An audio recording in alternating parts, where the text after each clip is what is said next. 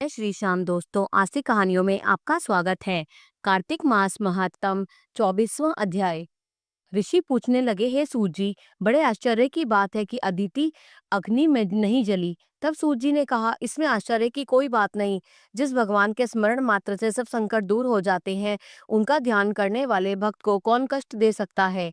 जब अग्नि शांत हो गई, तब चक्र सुदर्शन धारण करने वाले भगवान विष्णु स्वयं अदिति के सामने प्रकट हो गए और कहने लगे कि हे देव माता, तुम्हारे इस कठिन तप से हम अत्यंत प्रसन्न हैं, इसलिए वरदान मांगो, तुम्हारा कल्याण होगा।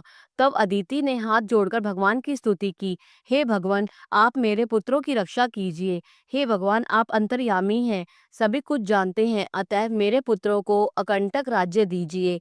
अदिति के ऐसे प्रेम भरे वचनों को सुनकर भगवान कहने लगे कि हे देव माता, हम ही तुम्हारे यहाँ जन्म लेकर तुम्हारे पुत्रों की रक्षा करेंगे। कुछ समय बाद अदिति ने शंख चक्र गदा पद्म तथा कमंडल धारण किए हुए हजारों सूर्यों के समान तेज वाले कमल नयन पीतांबरधारी मुनियों द्वारा स्तुति किए गए दैत्यों के नाश करता भक्तों के प्रिय वामन भगवान को पुत्र रूप में देखा। तब कश्यप आदि ऋषि भगवान की स्तुति करने लगे।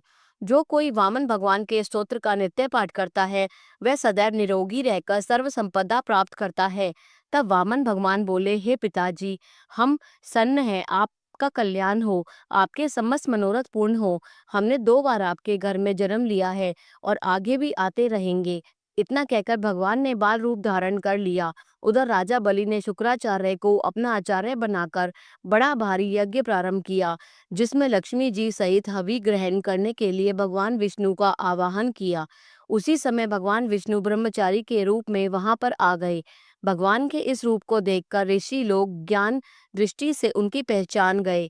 उन्हें देख श्री शुक्राचार्य ने राजा बलि को एकांत में बुलाकर समझाया। जय श्री श्याम।